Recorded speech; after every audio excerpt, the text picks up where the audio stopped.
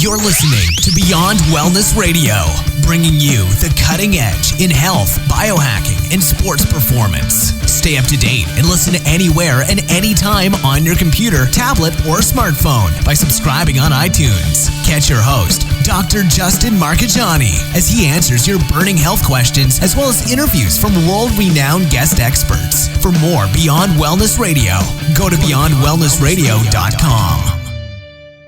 Hey there, it's Dr. Justin Marchegiani. Welcome to Beyond Wellness Radio. Feel free and head over to beyondwellnessradio.com where you can access our full podcast transcriptions. While you're there, you can also sign up for our thyroid and female hormone video series. This series goes into the root cause of why your hormones are out of balance. While you're there, you can also schedule a functional medicine consult with Dr. Justin, myself, where we'll dig deeper into the root cause of your health challenges. Feel free and think of sharing this podcast with at least one person. This podcast grows by people sharing it. Sharing is caring. If you can think of one person that can benefit from this information, please feel free and share it. If you're enjoying the podcast, make sure you subscribe on iTunes. You can also click below the video or podcast where you'll see the iTunes review button and leave us a review. You can also sign up for the newsletter at beyondwellnessradio.com where you'll get updates before anyone else. Thank you so much and enjoy the show. Hey there, it's Dr. Justin Marchegiani. Welcome back to the podcast. We have a phenomenal guest, Dr. Jared Seigler, in the house. Dr. Jared is an amazing functional medicine doc and functional chiropractic neurologist specialist. He's a phenomenal clinician, really dives into a lot of difficult cases. And we're going to have a nice little conversation today on the functional medicine side. We're going to dive in on the functional neurology side and hopefully give everyone some good pearls they can walk home with. Dr. Jared, welcome to today's podcast. Thanks for having me, Dr. Justin. It's definitely an honor, man. I love your energy. I love what you're doing. And I'm glad we can do this just to help spread the word, you know? I appreciate it, brother. And you post a lot of great stuff on your Facebook page on a lot of clinical functional medicine stuff. It's really great. It's really good brain candy. I love it. And a lot of good clinical things, which as a doctor, I'm able to learn from some of the stuff that you post. And I think maybe some patients could as well.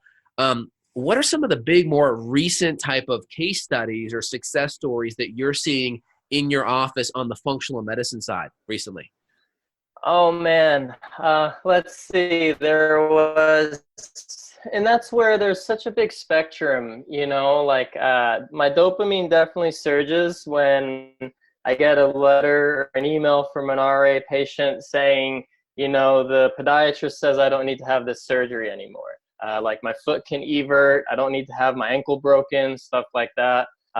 So that's always really fun. But actually what really gets me is like when I maybe get more of the functional neurology type of things, when a mom is telling me like, Timmy got invited to the birthday, or just actually last week, there was a girl I was seeing, she's 10, and she would have this kind of thing where whenever she would get nervous, she would pretend to be a cat.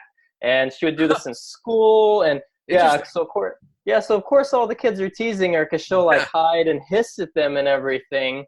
And but then like from a neurology perspective, you know, I'm talking to the mom and she's like, yeah, she always bumps into stuff on her left side. And I'm like, that's what's called the parietal lobe. Like, where is my arm? You know, can I feel this? And I was like, the left arm is obviously the right side's responsible for that. And I was like, that's self-perception too.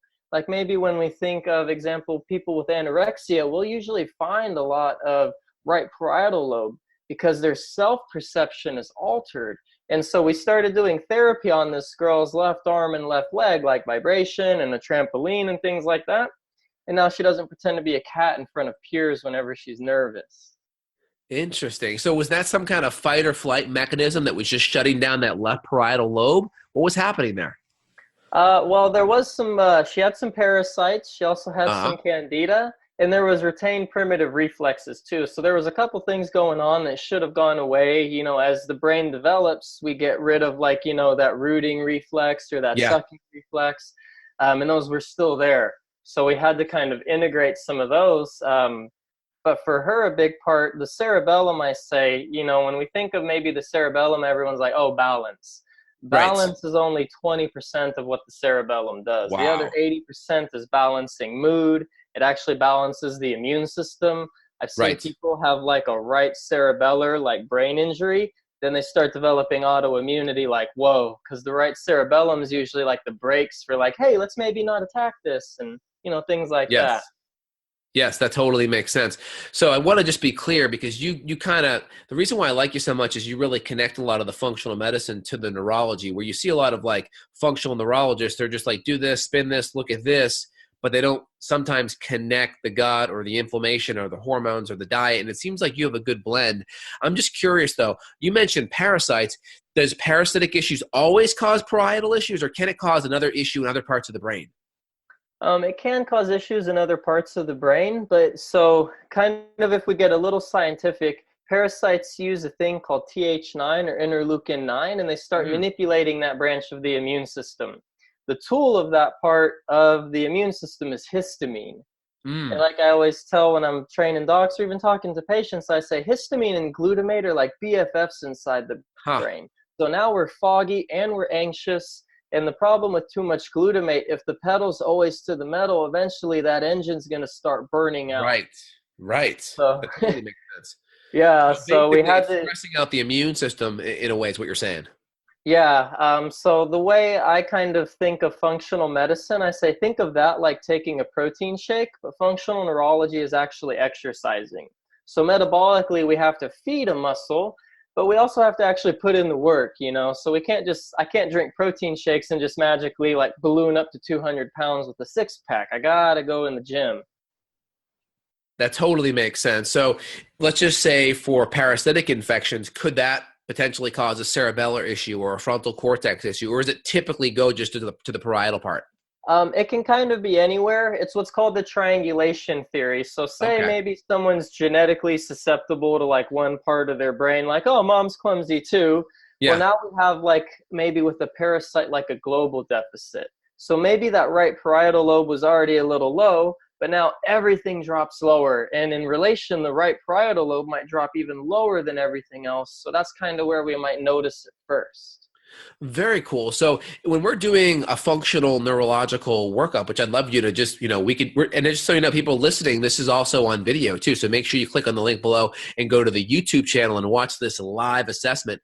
I'm going to have Dr. Jared assess me. So I'd like you to kind of walk me through a typical assessment that you would have your patients do. And also just for listeners, Dr. Jared's one of the only functional neuro practitioners that does a lot of these assessments over internet and virtual, which is really awesome. So you don't have to travel a large distance, spend lots of money traveling. So he'd be a great person to reach out to.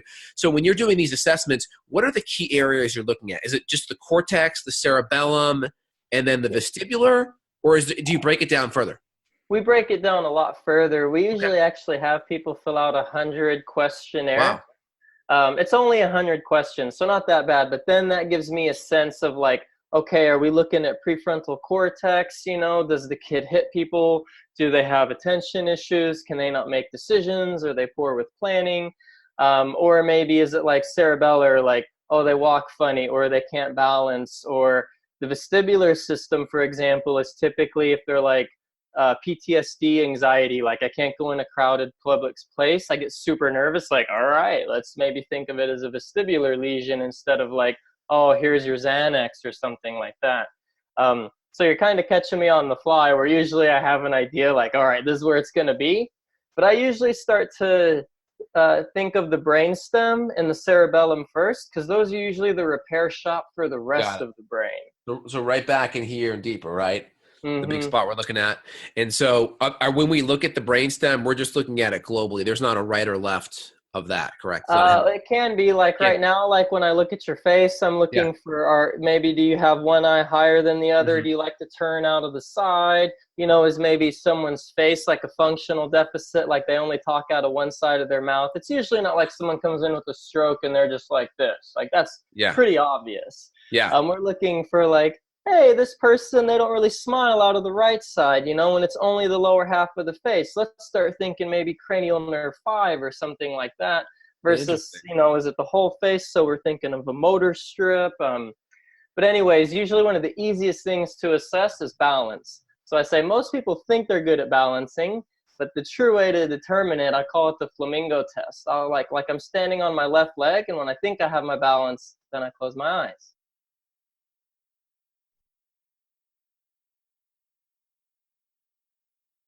Powerful, man. A little bit harder. And then we always because you lose the visual input for balance. So you're going totally off of the proprioceptors in the ankle, essentially, right? Yeah, so now we're pure cerebellum versus vision is about 80% of balance. So the 80%. brain's good at the brain's good at giving a lot of illusions. You know, it can cover for itself. Like, oh, it's only a problem if we tease it out. So we always want to look for a comparison. Now we can try the right leg.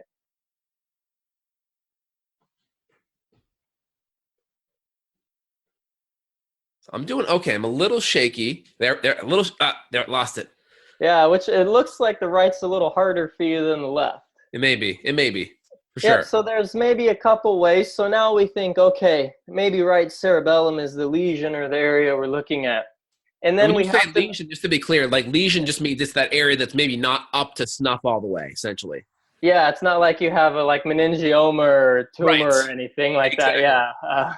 We definitely don't want to just let's spin and look and ignore a very bad process going on. Right. Now we're thinking, okay, what are the crossroads that feed into that? You know, is it more of the spinal cerebellum? So then we might want to try some core activation, like some dead bugs. Sometimes we can do some eye movements. So I'll just have people follow their thumb. You know, I say pretend I'm a cop, and now we think you might have been drinking. So we're looking for those smooth pursuits and things like that. So you have a tendency to try to keep it a little bit closer in on your left side. So, but that's okay. So that's all right. So now some things, so we can think of maybe eye movements, the vestibular system feeds into it, but so does the pons. So maybe something simple we can do is start gently rubbing the right side of your face. This is what's called cranial nerve 5. It's a lot of facial sensation. Yeah. Because when we think of the brainstem, those are cranial nerves. Eye movements, kind of the stuff to keep us alive. Like, hey, where can I put food in my mouth? Can I chew that food? Right. That's all cranial nerve 5. Yep. Number 5. Got it. Yep. So, because when you were a baby in your mama's belly, the pons and the cerebellum are actually the same tissue. One goes forward to become part of the brainstem, and one comes back to become the cerebellum. So we want to try to think, where's the crossroads? What's another way to activate that right cerebellum through what's called preneuronal pooling? What fires into that region? So now that we've maybe been doing that for a little bit, now we play what I call the game. Let's see if you can stand better on your right leg after doing that or not.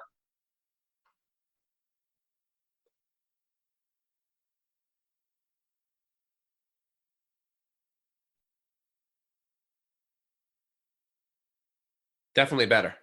Still not maybe a statue, but see, that's functional neurology, and that's the beauty of it to me. Like, dude, you just surged my dopamine. That's why I love it, because the brain can change like that. That's very cool. Yeah, neuroplasticity happens real time, you know, maybe versus we think of a CRP for a lupus patient. That can take a while for them to maybe quit eating this and kill this and that. And now we start to see them really going in a better direction, maybe over the course of a few weeks and things. But now we know, okay, that's your therapy. I used to be a strength coach or kind of a personal trainer that actually knows what they're doing. So that's where I'd say, and then we'll start building a list of exercises. Like, okay, we found a way to fire into your right cerebellum. Now maybe if that parietal lobe is an issue or the vestibular sense is an issue, like I feel like I'm spinning or I get nervous or I don't like loud stuff in my ears. Like I see a lot of autistic kids and they're usually they don't like that. Yeah. So then we might think, okay, is there maybe head movements we can do or specific eye movements?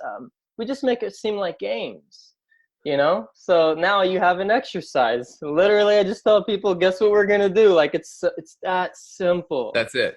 That's very cool. So let's just I want to make sure we take kind of people through the general, areas that we can look at. So we have obviously the cortex in the front, right or left. And what would some of the big things that you would see come up on that questionnaire that you mentioned if there were deficits in those areas? Yeah, usually trouble with mood regulation, a lot of ADD type stuff. You know, the old guy that just says inappropriate things? Yeah.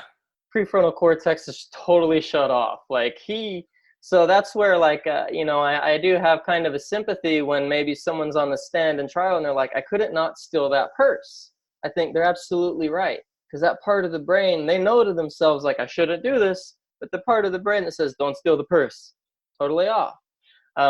But so we start to think about maybe different parts of the prefrontal cortex. Orbital frontal, these are maybe people that are more violent. They might have urinary issues too, so they like hit their head and now they have bowel and bladder incontinence. Yeah.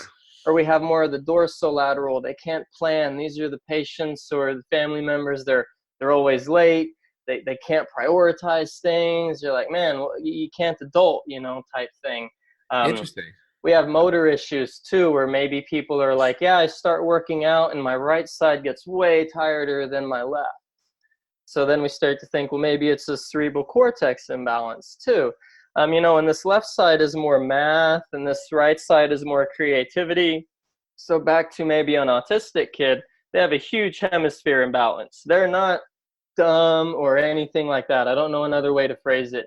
They're just not good at that social context. I can't read nonverbal cues. I can't get the joke. I can't make eye contact. But you give them math or some science, they're better than like 99% of the rest of the people out there. We look for a lot of eye movements too. So like, for example, the right cortex pushes the eyes to the left and the left cortex pushes the eyes to the right. So we'll just have people boom, boom, boom, boom, boom, boom, boom. And then you can start to see one side will start to slow down. So, and then you can literally, and I'll ask people like, hey, which side was it starting to get harder to look at? See, like whenever you're trying to go from the left thumb over to the right thumb, you have a tendency to raise your left eyebrow. So we're starting to think you're doing what's called spreading your map.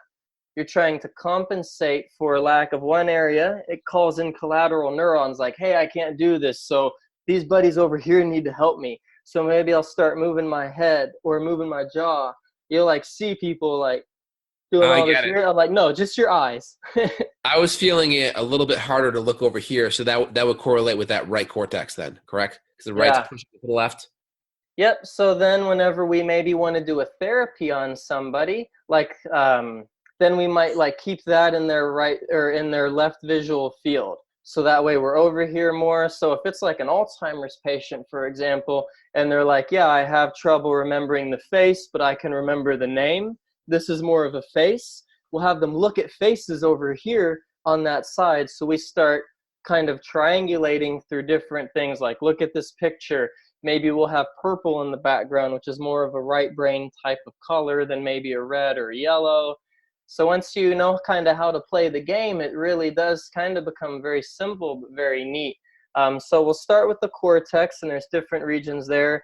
Then we have, back to the cortex, like, we're talking right here. This is the upper part of the brain, and of course, the frontal is like kind of what makes us, right? So that's the cortex. And then go ahead. What's the next one? Yep. And then we'll usually start to look at the motor strips. Can someone move? Are they coordinated? Things like that. And then we'll look at sensory strips, which now we're getting into the parietal lobe.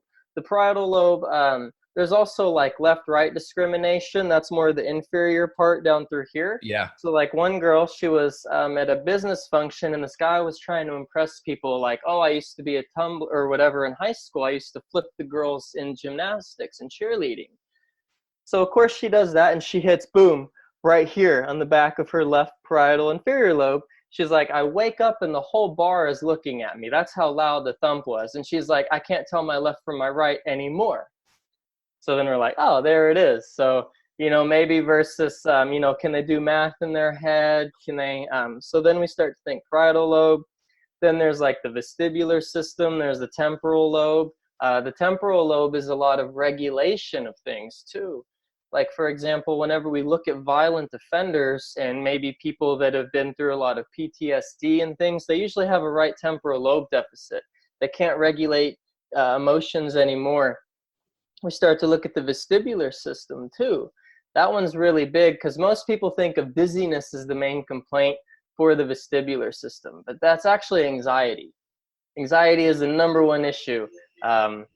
Because the vestibular system suppresses what's called your limbic response. And that's a lot of the negative emotions correlated with survival. Am I afraid of something? Am I angry about something?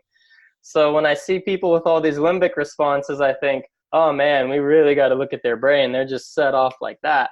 That's a whole nother conversation though. Yeah, so we start to think about that. The brainstem to me is huge too, because like when we think about maybe something like the basal ganglia, that's kind of like this, we have two like mohawks that run along each side of the brain. And there's a couple different pathways of the basal ganglia. One of it is do this motion, like shake someone's hand, but don't just push your hand out there so hard you end up punching them in the face. So then that's what's called the direct, is the do this. And then there's the don't do this, the indirect. So that shaves a little bit off what we say. So that way I'm talking to you, I'm not screaming at you. So usually we think of the basal ganglia with Parkinson's, because this is like, I don't want my hand to shake type thing. Right. Yeah. Right. So the basal ganglia is fed by a part of the brainstem called the mesencephalon. So, and that's fed by a lot of eye movements. And this will be the people with the mask face. So back to like, we'll have them do, yeah. So we'll actually have them maybe do like reflexively move their eyes, because you ask them to look up, they can't look their eyes up, so they tilt do that up to look up. Yeah. Right. So we'll have them reflexively like make their eyes bounce up through what's called OPKs or optokinetics. Right. Kind of like if strips, right? Like you have red, white, and strips, and you pull them up and you have them follow their eyes as you go through it, right? Yep. So I just say, think of it like you're driving by a picket fence. Your eyes automatically try to find a new target, and you're just like, bing, bing, bing, bing. Yeah. So reflexes are always stronger than thinking about doing it. So if somebody can't volitionally do something, we'll just go a step deeper, and we'll just hit it with a reflex. So with a lot of these neurological issues, like what do you see as the root cause? I mean, let's just like take out like, all right, a car accident or like a physical trauma, right? I mean, is a lot of it more autoimmune? Is a lot of it more functional medicine, which autoimmune is still functional medicine, gut, nutrition, inflammation, gluten? Is it all of that? Because I'm just trying to look at, okay, if I do this eye thing, how is that root cause outside of the, it's stimulation to that part of the brain, which may help it grow and get bigger. Like you said, muscles for, exercise for your muscles. The protein is the metabolic. What's the root cause? And can you break that down? Yeah, all things being equal. So one of my favorite mentors is Dr. Karazian, and he's part of what's called the MEND project, where there's only like four kind of ways that they can actually measure the brain's function real time in the entire planet. And I asked him the same question: what's usually degrading people's brains? Without hesitation, he said stress and negative relationships. He didn't talk about food. I mean, don't get me wrong, that stuff's bad. Dysglycemia, if we're going to develop Alzheimer's, we're doing it right now. It just takes 60 years for the brain to break down enough to where now I don't know who I'm talking to, and I'm like, oh, I forgot to put pants on type thing. Yeah, exactly. Stress will always do it, and stress can come in many forms. Toxins like glyphosate, metals, which run rampant, blood sugar imbalances, people getting shaky between meals, people getting tired between meals, huge problem. And I'm glad you brought up autoimmunity. What Dr. Vojdani found, big nerd immunologist, 98% of people have auto or self antibodies to brain tissue. It only really becomes a problem when that blood-brain barrier is broken. So we're all basically walking around with neuroautoimmunity. We just don't know it. Like I see a ton of POTS people, like a ton. It's everywhere now. Yeah. And there's a reason for that. That's an autoimmune disease. So now the brain can't regulate the heart rate, and someone stands up or they go shopping and they just pass out, hit their head. So from a root cause analysis, we see a lot of things stemming from the gut. Obviously infections. Like Parkinson's, we know now that those toxins will walk their way up the vagal nerve into the brainstem. Yeah. Smelling a lot of bad stuff too. Blood sugar issues, chemicals in foods. Wi-Fi is actually extremely problematic. Like we see a lot of molds degrading the brain, like at an alarming rate actually. What they did with all neurological antibodies to the brain, here was like, okay, here's the autoimmunity before. Let's expose them to mold. Skyrocketed. The amount of how the immune system started to attack the brain was just crazy high after that. Wow, very interesting. So that's where, when, of course, we do want to take that functional medicine approach, because back to, like, you stroking the side of your face to stand better. If you're like drinking alcohol every night to cope with a poor relationship, who gives a crap about stroking the side of your face so you can stand better? You have seriously big issues going on. Yeah. Yeah, so I'm from Oklahoma. We would call it farting in a tornado. You ain't going to do a lot. Yeah, so. That totally makes sense. Yeah, exactly. In Boston, where I'm from, they call it pissing in the wind. So I totally yeah, that too. What you're saying, man. Also, you mentioned a couple things about dysglycemia and blood sugar imbalances, which I think are really important. But there's also a lot of stuff out there, which I posted a lot of content on it too, on intermittent fasting being so beneficial. So if you had dysglycemia and you started incorporating more intermittent fasting, could that exacerbate this person's symptoms more? It can. I'm after a big thing called metabolic flexibility. I know everyone, and ketosis can totally be good. We utilize that dietary tool all the time. But if somebody can't miss a meal and we're like, hey, you're going to go 16 hours without eating, their cortisol is going to shoot up sky high. They're going to start degrading the brain even faster. So usually we'll have to get them to the point they can miss a meal. Right. It's kind of like someone that can barely walk and you're like, yeah, I want you to go run a marathon right now. That's the equivalent of like an intermittent fasting episode, essentially. Basically, yeah. So we'll get them to the point like, hey, I was able to, postpone lunch a little that day, doc, and I didn't like snap at Becky in the office. I think, good. Now we can start to utilize different tools. Yeah. So obviously, you work with a lot of patients too. We have to do the right thing at the right time, because what we don't want to do is push someone so fast we push them over. Right. So you want your body to be more metabolically flexible, but it may take a few months, nutrients, some things, some, reduction of stress, cortisol, those kind of things to get you to that point where you could start to move in that direction, essentially. Yeah, absolutely. And it's interesting because you see a lot of people that aren't practitioners and they kind of have this panacea approach where this thing has to be it. And if you can't do it, you're doing it wrong. And I think as a clinician, we can look at it and just say, well, no, it's just, you're here, you're telling me we got to get to here. And if I can't make that jump all at once, then, there's probably some baby steps we have to make in between to get you to that spot. Does that make sense?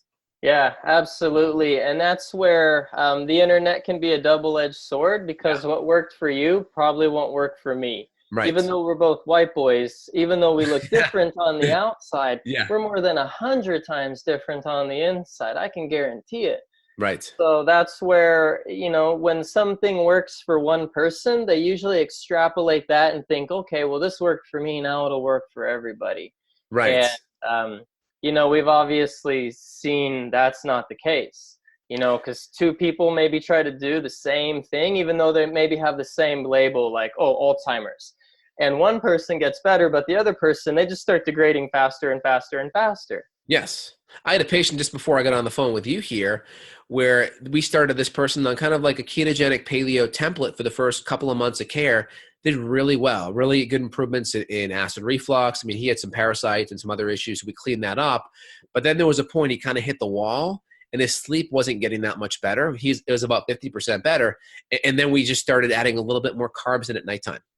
And magically his sleep started to improve and he could sleep throughout the night. So there's some like metabolic shifting that happens where what works maybe in the beginning of care may have to be tweaked as you continue to progress through care. Yeah, I always do try to think about, like, when we think of a ketogenic paleo type thing, I don't know about you, but if I happen to stumble across like a peach tree, I'm going to eat a ton of peaches. Yeah, exactly. That's where I think carb cycling usually works better than maybe straight ketosis. The only way I've seen ketosis working long term is if people are just dumping ketones down the hatch. They have to supplement. They're never going to make it, especially women. That's where I think of that metabolic flexibility. Our body was designed to use protein as energy, use carbs as energy, use fat as energy, use nothing for energy if we just suck at hunting and gathering and we didn't get anything that day. Right. Exactly. That makes a lot of sense. To give me some great knowledge bombs here, just to give people a general overview of what you do on the functional neuro side. Is there anything else you can do just from a quick at-home assessment on me that maybe someone could look at in themselves and then maybe apply an exercise or two? Is there anything else we can do here as a worker through? Yeah. One of the things, so with the premise of functional neurology, it's basically do what you suck at. That's kind of one of the general rule of thumbs. And maybe if like back to balancing, it might be hard to try to sit there and keep balancing and balancing and balancing, but you got to try, because if you don't use it, you lose it. So that's where like I should be trying to do like stands like this during the day with my eyes closed on each side, essentially. Yeah, kind of. And since we're thinking about the cerebellum, we're thinking about the foot. Like if you were to get on like a rebounder or something, then I'd say like get a vibration sense. Like maybe have your wife just start tapping it by your foot. And that's sending a ton of proprioceptive input to that region. See how you kind of lost it? Yeah. So that's where I would say it's kind of like riding a bike. You got to keep practicing and practicing and practicing until you can do it and go 30 years without riding a bike and still remember. That fancy word is called long-term potentiation. Yeah. Meaning that those connections have stuck around, and now we don't have to maybe keep rubbing the side of our face. So something that you could do, for example, would be after you start rubbing the side of your face, that's when I would say now you want to do your balance exercises, because we've activated that part of the brain. So now we want to remap it through that proprioceptive input. We can do that through vibrations, like 128 hertz tuning fork. I know you still got it from school. Yeah, it's hiding That's over like the best $8 for functional neurology ever. Oh my gosh. I even tell people like, just go buy this. It's on Amazon for like $8. Like my chronic migraine, TMJ people will start bing and putting that on different places on their body and maybe put them through an active range of motion. They love it. They can't get enough. Very good. Yeah, I'm excited. I want to do your functional neurology course, even though this one's meant more for patients. I know you said you will be coming out with the doctor's one at some point. I'm giving you a little push there to do that because I'm excited for that. But yeah, sign me up for your patient course, and I'm going to definitely get this out to my listeners because this is, I think, really invaluable information. Is there anything else we can apply right now to me that we can also, that listeners can look at? So you said like, okay, this stuff, like the one leg stuff, I get that, like the stroking of the face, and you were able to assess that off of which leg, what I couldn't balance that off of. And then also we did the eye thing, and it was like, which one do you feel like is the harder one to go to? And the slower say one? For example, if you have trouble looking off to the left, maybe you can start at midline and just go a little bit, like you're not going to bench press 300 pounds the first time you go in. You got to work up to it. So say maybe we'll go here, and then as you get better, we can go here. Then as you get better, we can go here, and then we can keep going until you reach what's called fatigability. You start to notice like, man, I'm raising my eyebrow. I'm trying to move my head instead of move my eyes. It's like a set of bench press. Stop, rest, wait for the next set. You got to save it, because if you start doing it wrong, you're just going to call in those collateral neurons that you were already trying to use. Your jaw, your eyebrow, right? Some of these muscles here, right? Yeah. These facial muscles. Yeah, and then kind of a big thing for the people that have inhibition control, we call them antisaccades. So that's where if someone holds their thumbs up, we'll say, look at the thumb that doesn't move. So I'll have people like look at my nose, and then I'll say, look at the thumb that doesn't move. And then see, you looked at the one that moved. Yeah. So you have to say, don't look at that. That don't pathway is don't steal the purse, don't hit Timmy, don't do this. So I'll see this in a ton of ADD kids. And like I can see them, they're practically sweating trying to not look at the thumb that moved. Right. So that's where we'll provide a stimulus, like red light, green light is a good game, and we'll have them focus on the red light, like teach that brain how to make them stop. And then to focus back on the ADHD, because I know we only have a little bit more time, we want to have them count to 5. Say they look at the thumb that doesn't move. 1, 2, 3, 4, 5. Because you tell your brainstem, actually look at that. Really focus. Don't just look at it, bounce around. Because if you notice when you talk to people, their eyes are usually all over the place. They can't even focus on one stimulus for that long at all. How can we expect them to focus on math for longer than that? I understand. So if I don't have your assessment yet, right? And I'm like, hey, I want to be better more neurologically. Like, what are those top three things? Is it literally the ankle stuff? Is it going back and forth with the eyes? What are those couple of things they can do? And how long does a rep look? 10 seconds, 30 seconds? And how much do they rest? Yeah, it can depend for that fatigability. Like if people can only maybe do like 5 or 6 saccades or look to a target, then I say 5 or 6 it is. And I usually have people do that like 4 or 5 times a day.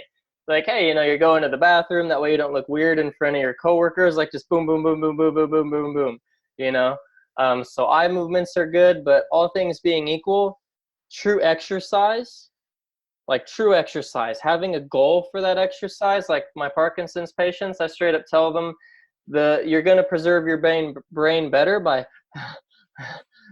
every day than just doing some eye movements, looking at some OPK tape, and maybe working on your balance. Gratitude is probably the biggest thing. We give people journals, so actually having something you're grateful for, because if we want to like maybe direct blood flow to the prefrontal cortex, we have to get out of that stress response. So the gratitude is like forward looking, like I'm thankful for all these things right now here, versus being brainstem, fight or flight, you're back here essentially. Yeah, blood flow is huge. Shifting that blood flow by what part of the brains you're activating essentially. Yeah, and caveat, if you or someone you know is actively having strokes, please don't try to start doing functional neurology. We will change blood flow to different regions of the brain, and the last thing we want to do is blow another pipe out. Yeah, absolutely. Okay. That makes sense. And I would say gargling. We're so sympathetic driven, we have to get back in that rest and digest. So when we think about blood flow, when someone's stressed out, basically everything below their diaphragm shuts off. We're not going to digest food. The liver's not going to detoxify. Ovaries and testes aren't going to make sex hormones, because those things aren't important for survival right now. So gargling, couldn't we also do more nasal breathing, focus on more nasal? Breathing through the diaphragm. And when we think about a breath count, kind of the command center for the vagus nerve is called the nucleus tractus solitarius. I know big words. But that's where we'll do a 4-8-4 breath count. In for 4 through the nose, out for 8 through the nose, count for 4 before you breathe in again. Because our autonomics, if I say control your pupil dilation and your blood pressure, you can't do that. But you can control your breath. So that's kind of our window into our autonomics. So it's 4 in, then pause for 4, then 8 out? Or is it 4 in, then 8 out, then pause 4? Yep, 4 in, 8 out, pause 4. Wonderful. That's great. Yeah. Awesome. We're going to put the links for the course for the listeners here below. And do you know when that course goes live, Dr. Jared? We're trying to shoot for mid-March. I got to shoot a couple more videos and then get it nice and pretty. I'm not the one that's like, hey, let's make it a PDF and let's make it, I'm left brain nerd dominant, man. Creativity is not my suit. So that's where we have the right people to do that. But yeah, we're looking to definitely get it out sooner rather than later, for sure. Well, please email me and let me know. I want to be part of that course as well. I think this information is phenomenal. And then we'll make sure if this video comes out too soon before the course, I will make sure the links are updated as things come live. So make sure you get those out to me, and we'll make sure all the listeners get it. I think this is amazing information. Your website is becomeproof.com, part of the Living Proof Institute. That's the easy URL. Are there any other ways the listeners can get in touch with you? Yeah, I'm on Facebook. Just look up my name, Jared Seigler. I think there's 2 of us. I'm the one that looks like me, so that makes it simple. That's an easy one. I love it. Anything else, Dr. Jared? Just be gratitude. It's easier to be nice to somebody than mean. So that's just what I found in this life. If we're grateful for what we have, then that's a big step. Because if we don't appreciate what we have, we'll never be grateful for what we get. It's so much easier to say, hey, be grateful versus, hey, activate that blood flow to that frontal cortex. It just sounds so much nicer saying it that way. It is. I try to keep things like my dad told me, keep it simple, stupid. That's it. That's it, man. Awesome, Jared. Well, I appreciate your time and the massive knowledge bombs you dropped here today. Thank you so much, and you have an awesome day. We'll talk soon. Thanks for having me. Everyone have a great day. Thank you. Got a question for Dr. J? Go to BeyondWellnessRadio.com and click the questions button. Then tune in to hear the answer. Also, if you like the show, click below to review us on iTunes. For more Beyond Wellness Radio, go to BeyondWellnessRadio.com.